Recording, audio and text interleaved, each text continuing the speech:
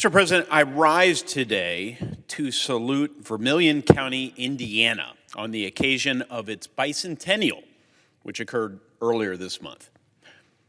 I begin this tribute thousands of miles and an ocean away from west central Indiana. In Ijima, Mr. Speaker, Mr. President, it's an island off the coast of Okinawa. There, in Ijima, in a park by the side of a road, stands a small monument made of white stone.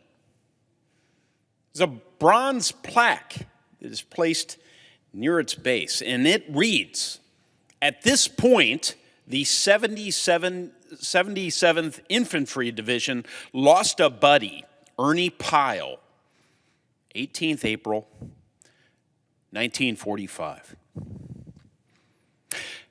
They weren't the only ones who lost a friend that day. No other writer so vividly captured the experiences of the American soldier, or better chronicled the war that they fought during World War II than Ernie Pyle. The warmth and directness of Ernie Pyle's columns channeled the voice of the GI and communicated it clearly to the countrymen back home.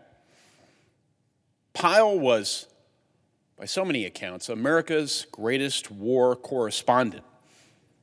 He was a shy farm boy from the town of Dana in Vermillion County. In fact, the house he was born in is still there. His writing style reflected his upbringing in the warmth of small-town America and Hoosier common sense.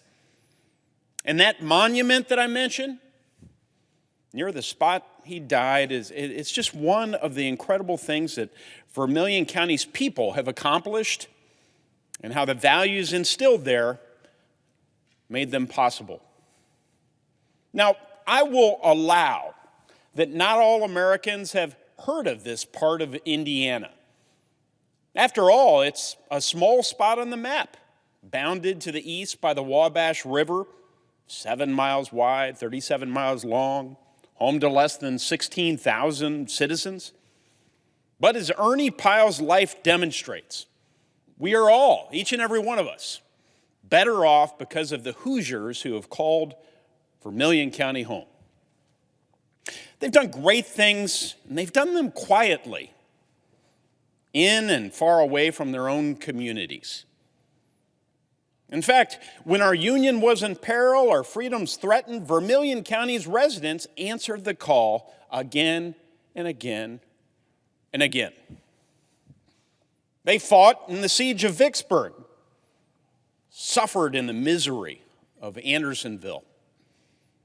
Their bodies rest far from Vermillion County's Hoosier soil. They're in American cemeteries abroad. Their names can be found on the tablets of the lost. Their families still hold the Purple Hearts and hang the Gold Star banners. These Hoosiers have not only defended America, but with their industriousness and creativity, they've contributed to all of our walks of life. The area's first settlers discovered the richness of Vermillion County soil. 2 centuries later, their descendants still work the land. In fact, hundreds of farms, many of them family-owned, help drive the local economy and feed our nation.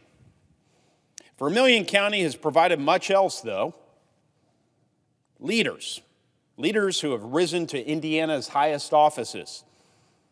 But not just leaders, explorers, actors, athletes, engineers, and of course, one legendary journalist who was the voice of the American soldier and won the Pulitzer Prize. The rich history of Vermillion County isn't simply characterized by a list of outbound citizens, though. It's also characterized by hopeful new arrivals. At the end of the 19th century, the town of Clinton was a destination for Italian immigrants seeking employment in the nearby coal mines. They embraced their new home and their country, and they left a legacy in Vermillion County that's still visible and recalled every September. The Little Italy Festival is a 4-day celebration of Clinton's Italian heritage, held almost every Labor Day since 1966. It's one of many cherished local traditions. With its small towns and their historic buildings and family businesses, its beautiful landscapes and beloved covered bridges, Vermillion County is quintessential Indiana and quintessential America. But it's the Hoosiers who live there that we can celebrate on this anniversary. A story Ernie Pyle recorded from good old Dana, as he put it, catches their spirit just as clearly as his reports from the front gave voice to the GIs. You see, when Pyle's mother suffered a stroke, she badly needed a hospital bed. There was only one in the entire county. It was the property of a family living 8 miles away. They were happy to loan it, but the Pyles had no way to transport their bed to their home. When he heard about this dilemma, one Claude Lockeridge, who lived just down the road from the Pyles, fired up his old Model T truck and drove 16 miles in the snow to fetch the bed. It's a little gesture of kindness, perhaps, but 1 million of these are what makes America. And I would argue it's what makes America great. The occasion of its 200th anniversary is a fitting time not simply to honor Vermillion County, but to remember how much our small towns and our local communities matter, and how essential the decency, kindness, and patriotism found in places like Vermillion County is to our republic. So to the people of Vermillion County, we join you in the celebration of your bicentennial. We thank you for all you've done for our state and our country, and we look forward to the days ahead. God bless. Mr. President.